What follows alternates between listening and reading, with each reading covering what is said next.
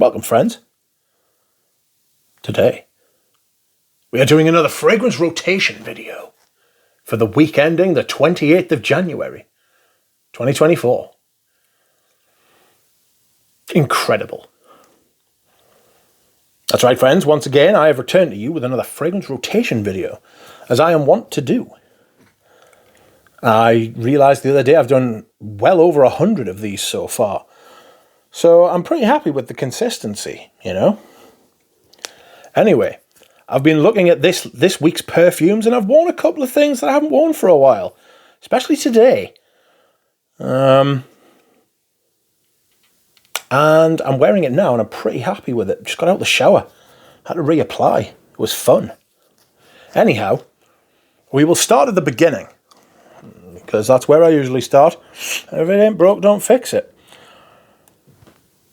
Speaking of which, on Monday I wore Tobacco Oud, and if it ain't broke, don't fix it. And this fragrance ain't broke, so I'll just keep wearing it. It's fantastic. Rich, deep tobacco patchouli thing going on, masquerading as oud, very resinous, absolutely beautiful. It lasts all day. I have reviewed this, I want to say. But for those of you unfamiliar, it smells kind of like what it is, what it's called, tobacco and oud. There's not really much more I can say about this now, which is a shame because I like talking about this, so I might just start repeating myself. Rich, resinous, very slightly sweet. Not honey though, not like, or sugar sweet, but just like resin kind of sweet, you know? Just right, patchouli kind of thing, dark and perfect for the cold, windy weather of winter. I wear this exclusively in the autumn and winter because it's that type of fragrance, but it is beautiful and I do love it. Unfortunately, there's only 4.5 weeks of winter rotation left. How quick it has gone. Tobacco will go into rest for that time. Another fragrance which will follow it, I wore on Tuesday, and this is trying to get the fingerprints off. Amen. This isn't Amen. This is Angel Men. This is the original version. Potent. Very sweet, very groundbreaking at the time, like a top men's fragrance from the mid-90s. Lavender, mint, caramel, honey, tonka, coffee, amber, vanilla, but mainly patchouli. It is a massive patchouli fragrance. It's absolutely sensational. It's sweet. It's kind of sour from the tar note that it's got in it. Released the year after Le Male. It was similar in some ways in its bombast and its bigness and its lavenderiness and its sweetness, but I think it smells so much nicer. And it's got that juxtaposition in it which kind of balances it, where I feel that Le Male isn't balanced. It's over powder. I've never liked Le Male. There's no point in even trying to justify. It just makes us feel ill, chalky kind of thing. Excuse me whilst I hydrate. But this is the original version. Not sure how much is left. Let's say about 5 ml. That could last a long time. But I haven't worn that very much recently either, you know. Anyway, we will move on to another completely different fragrance, but still quite big. Ambery, this one though. And this is Au Cours du Désert by Andy Tower. a sequel, not a flanker, but a sequel to his magnum opus, L'air du Desert Marocain. This is slightly more round, less dry, a bit more resinous, balsamic, ambery. It's got some spices and some dryness in it. The performance is massive. Everyone can smell it, especially you. It's so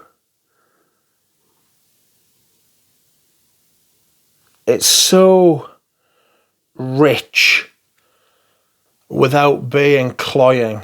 It's not overly sweet. It's balanced perfectly. It's an amazing perfume. One of my favourites from the brand, and I own 6. I've got 6. This is one of my favourites. Stunning perfume. Anyhow, Thursday I wore something completely different as well. Something I haven't worn for a while. Again. And this is Dior's Eau Noire.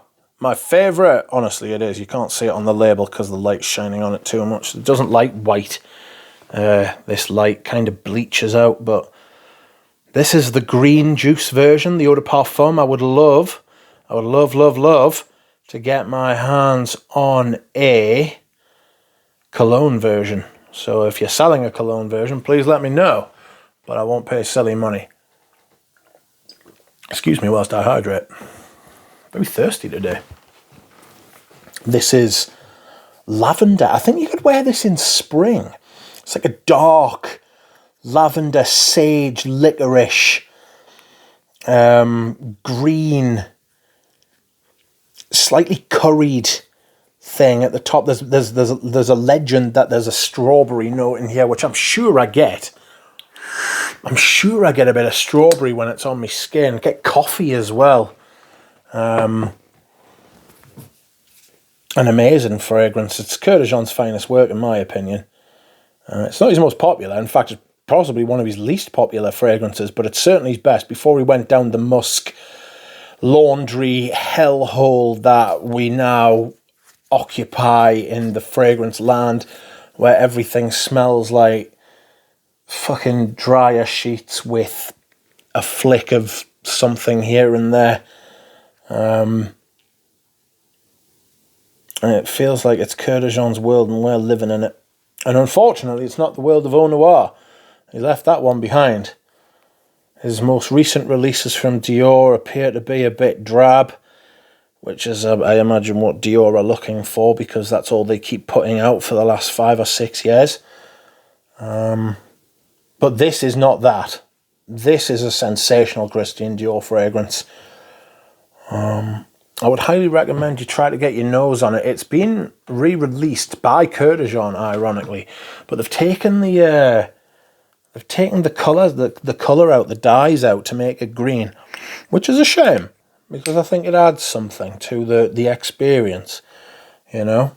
And it doesn't smell as nice anymore. But this is an older bottle. It may have developed since then. Anyway. Next up, on Friday, I decided I wanted to wear something else a bit outrageous. And this is The Night by Frederic Malle. I bought this bottle, but haven't used it yet, simply because I've been working from a 5ml decant. This will now have to go into my rotation, you know.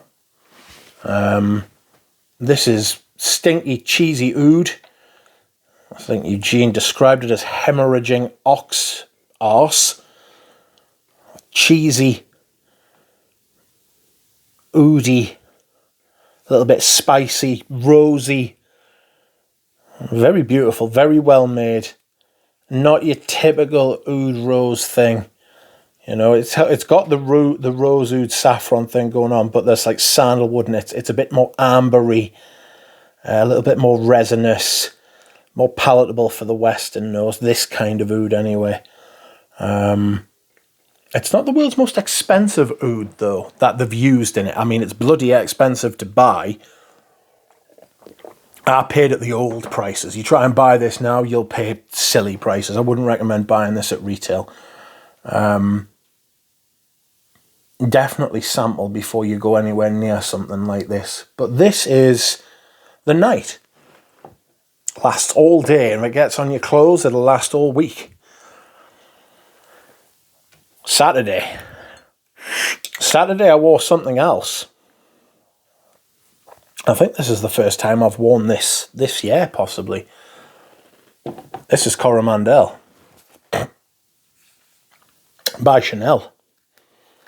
A little bit of citrus to start, and then patchouli, amber, chocolatey, benzoine, vanilla.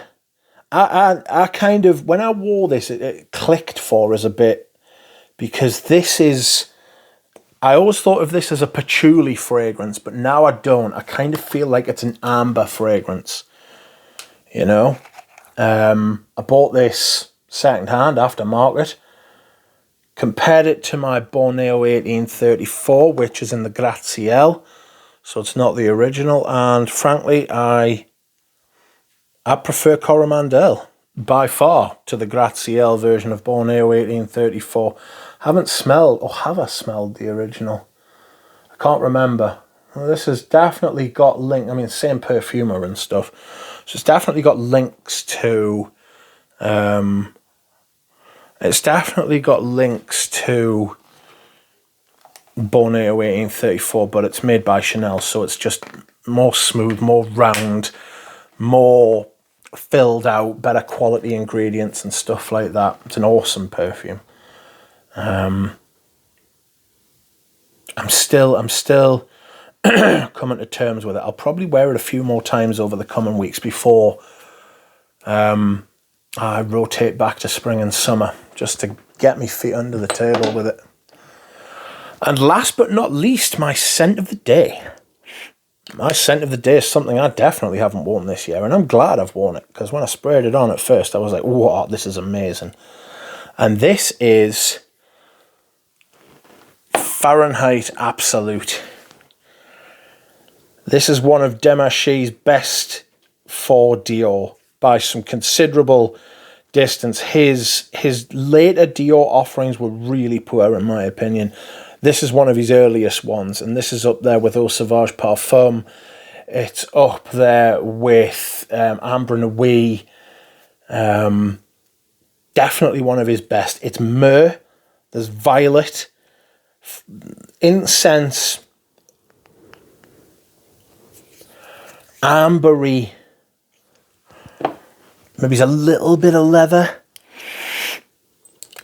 I remember Robes in his video described this as the devil's juice, and I tend to agree. It does have that slightly incensey, naughty, dark, sweet kind of aspect to it that makes you think, ooh, what's going on over there? And like, you know, you shouldn't be tempted by it, but you are. Excuse me. It's brilliant, and I should really wear it more often. I don't know why I don't. It's right there at the front. Perhaps I will wear it more as we head towards the spring rotation. We will see. We will see, my friends. But for today, that is it. Thank you very much for watching, everyone, and I will see you all again soon. Goodbye.